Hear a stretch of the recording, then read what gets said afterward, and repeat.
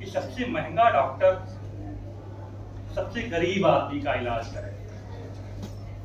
तो मुझे लगता है कि विद्रोही जी हिंदी के अभी तक सबसे उपेक्षित और वंचित कवि हैं।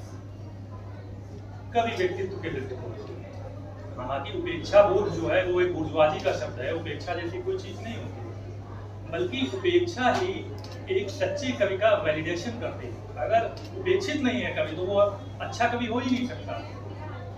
उपेक्षा ही उसको वैलिडेट करती है, इससे पता चलता है कि एक ईमानदार कवि है।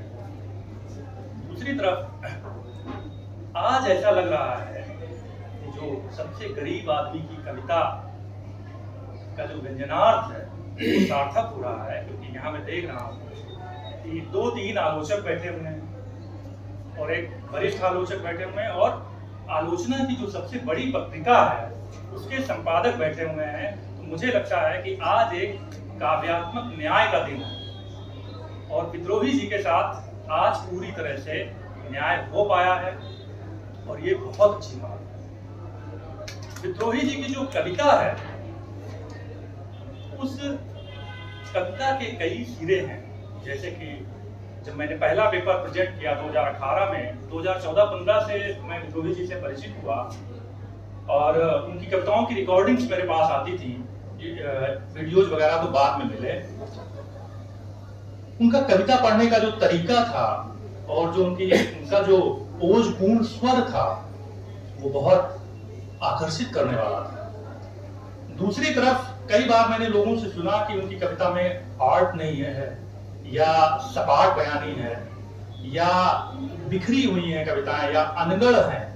तो जाहिर सी बात है, अगर जीवन में व्यवस्था प्रियता नहीं है, अगर जीवन ही व्यवस्थित नहीं है, तो कलाकार का जो आर्टवर्क है, जो उसकी रचनाएं हैं, वो व्यवस्थित कैसे हो सकती है? ये सोचने की बात है। अगर हमारा जीवन ही व्यवस्थित नहीं है तो हमारे द्वारा जो आर्ट वर्क किया जा रहा है या जो साहित्य रचा जा रहा है वो व्यवस्थित कैसे हो सकता है? लेकिन दूसरी तरफ आप देखें जो मेटाफर है उनके यहाँ कि मेरे गांव में लोहा लगते ही टंटना उठता है पीपल का घंट, खामोश हो जाती हैं आंगन बुहारती चूड़ियां, यानी चूड़ियां आंगन बुहार रही। दूसरी तरफ जो वो अपनी नानी कविता में कहते हैं कि मेरी नानी इंसानियत का एक पेड़ थी जिसका कि मैं एक पत्ता हूं। तो पाब्लो नेरुदा की कविता याद आ जाती है कि कल हम उन्हें एक पत्ता देंगे अपने प्यार के पेड़ का। तो जो आर्ट की ऊंचाई है, मतलब डायलेक्टिकल ऊंचाई तो है ही विद्रोही जी में, आर्ट की भी ऊंचाई एक है। कुछ कविताएं उनकी ऐसी हैं जिसमें बहुत ज्यादा आर्ट है। जैसे कि जब वो कहते हैं कि मैं फिर मैं मरूं उधर चलकर आराम से बसंत ऋतु में, जब दानों में दूध और आम में बौर आ जाता है, या कि तब जब बनबेला फूलती है, नदी किनारे मेरी चिता दहक कर महके और लोग सब करें दिल लगी कि ये विद्रोही भी क्या तगड़ा कवि था। इस तरह की जो कविताएं, बसंत ऋतु आप लोग जानते हैं कि वो मेटाफर है एक साम्यपूर्ण समाज का, जहां पर गैर बराबरी नहीं है, जहां पर अन्याय नहीं है, जहां पर जुल्म सितम नहीं है, वो बसंत ऋतु है। एक क्रांतिकारी कवि की बसंत ऋतु क्या है, कैसी हो सकती है? और विद्रोही उसी बसंत ऋतु में मरना चाहता है, जो मरने की जो आकांक्षा है। तो एक बात ये हो गई। दूसरी बात अगर आप देखें कि जनता से उनका जो संवाद है, जन कवि वही है जो जनता से संवाद स्थापित कर सके। आप लोग किताब पढ़ेंगे उसमें देखेंगे उनके कम्युनिकेशन का जो स्टाइल है उस पर मैंने लिखा है। और बहुत पहले जब मैंने माओ की जीवनी पढ़ी थी तो उसमें माओ के लिए एक शब्द इस्तेमाल किया गया था कि वह मास लाइन कम्युनिकेटर थे। जैसे कि हमारे गांधी थे, कोई मीडिया नहीं था, कोई अखबार नहीं था, उसमें बहुत छोटे से अखबार होते थे, बहुत कम पढ़े लिखे लोग थे, लेकिन जनता से उनका संवाद बहुत बड़ा था। और इसीलिए विद्रोही को आप देखिए कि जिसने कभी हिंदी की किसी पत्रिका में एक पृष्ठ तक क्लेम नहीं किया और उसकी शिकायत नहीं, उसकी कविताएं पूरे देश की जमीन में आज व्याप्त हो चुकी है। ये एक बड़ी बात है। और कविताओं में जो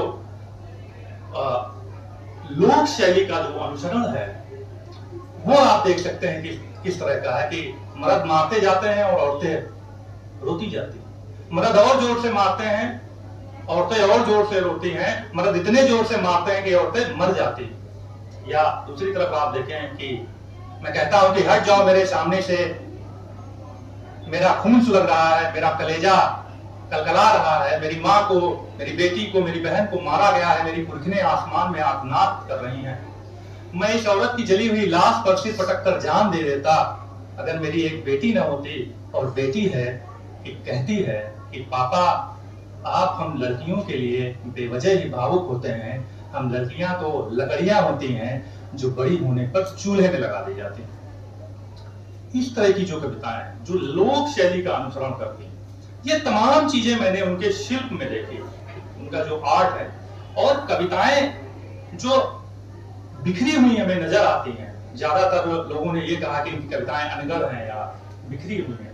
उसका एक बड़ा कारण ये है कि वो आशु कवि थे। वे कभी कविताएं लिखते नहीं थे। तो जबानी मोहनजोदड़ो जैसी लंबी कविताएं, इतनी लंबी कविताएं हमको याद ही नहीं हो सकती हैं। वो याद करके खड़े होकर कहीं भी सुना देते थे। तो इस सिलसिले में क्या हुआ कि जिन लोगों ने उनकी कविताओं को लिपिबद्ध किया, बीच में गगन कह रहे थे कि कुछ कविताएं ऐसी हैं जो अलग अलग कविताएं हैं लेकिन वो एक ही कविता में जोड़ दी गई हैं। तो ये दुर्भाग्य से ये काम नहीं हो पाया। ये आगे हो सकता है, संभव हो सके कि इन कविताओं को जोड़ लिया जाए। लेकिन कविताएं उनकी जितनी भी उपलब्ध हैं, मैंने बहुत तलाश की कि और कविताएं मिल जाए, जितनी भी उपलब्ध हैं, मुझे लगता है कि वे काफी हैं। जिन्होंने 10 संग्रह लिखे हैं, जिन्होंने 50 संग्रह लिखे हैं, 20 संग्रह लिखे हैं, उनसे कहीं ज्यादा विद्रोही जी की 20 कविताएं प्रभावी। और सीधी सी बात यह है कि जनता से यदि संवाद है, अगर किसी कवि की एक पंक्ति जनता की जुबान पर नहीं आ रही है तो कविता का कोई बड़ा भविष्य नहीं होता है, या उसकी जो कंसिस्टेंसी होती है, उसकी जो स्थिरता होती है, वो देर तक नहीं रहती है। तो मुझे ऐसा लगता है, बाकी आप लोग किताब में पढ़ेंगे जो चीजें मैंने लिखी हैं। मैं 2018 से बराबर काम कर रहा था। पहले मैंने प्रतिरोध को लेकर पेपर जो प्रेजेंट किया कि हर जगह प्रतिरोध मुझे नजर आता था उनकी कविताओं में। फिर थोड़ा और आगे बढ़ा, प्रतिरोध भी कोई बहुत अच्छी चीज नहीं है अगर आप कलात्मक दृष्टि से देखें।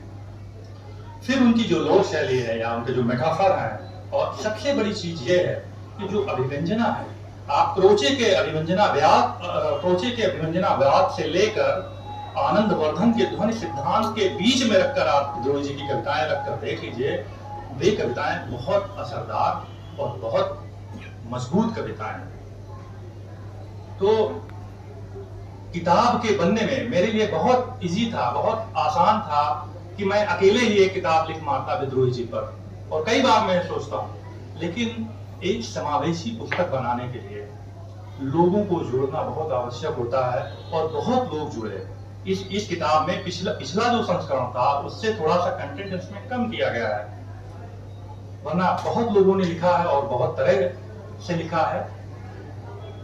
लेकिन इस पुस्तक में आप पाएंगे कि इस समय की जो मुख्य धारा की हिंदी साहित्य की जो प्रमुख आलोचना है, या जो लोग आलोचना में काम कर रहे हैं, उनके आलेख इस पुस्तक में मिलेंगे। इससे यह पुस्तक बहुत उपयोगी हो जाती है। दूसरी तरफ मैं ये भी कहूंगा कि अनबाउंड स्क्रिप्ट ने इतना अच्छा काम किया है। पिछली बार जो पुस्तक आई थी 2020 में, मैं उससे बहुत संतुष्ट नहीं था, ना कवर से, और जो उसमें जो कंटेंट था या उसकी जो डिजाइनिंग थी या उसका जो वर्गीकरण था वो बहुत उपयुक्त नहीं था। लेकिन इस बार मैं पूरी टीम को बधाई दूंगा कि उन्होंने बहुत मेहनत करके, और खासकर जो महेश भैया ने अंदर उसमें इलस्ट्रेशन बनाया है वो मुझे बहुत अच्छे लगे। बहुत अच्छी वो किताब है। मैं सभी पूरी टीम को मैं बधाई देता हूँ और चाहता हूँ कि विद्रोही जी की जो उपस्थिति है वो हिंदी कविता में देर तक बनी रहेगी। लेकिन मुझे लगता है कि काम को आगे आना चाहिए। कविता जहां कहीं भी है, वो कैसी भी कविता है, अगर उसका कोई भविष्य है, उसकी कोई सुसंगति है और जनता में अगर उसकी व्याप्ति है, तो उस पर काम होना चाहिए, जिम्मेदारी से भरा काम होना चाहिए और जनता तक उसको पहुंचाया जाना चाहिए। ये आलोचना का एक बहुत बड़ा दायित्व है। जैसा कि शकील का एक शेर मुझे याद आ रहा है कि वो नवाए मुझ महिल क्या, न हो जिसमें दिल की धड़कन, वो सदाए अहले दिल क्या जो अवाम तक न पहुंचे। तो ये विद्रोही की जो दिल की आवाज है वो अवाम तक पहुंच रही है। और आप जानते हैं कि जुल्म के खिलाफ और न्याय के लिए और प्रेम के लिए लड़ना कोई टास्क नहीं है, ये इंसानियत का एक जश्न है। जुल्म के खिलाफ, जुल्मों सितम के खिलाफ बोलना, न्याय और प्रेम के लिए लड़ना, ये कोई टास्क नहीं है कि कोई हमें दे तब हम करेंगे, बल्कि ये इंसानियत का जश्न है।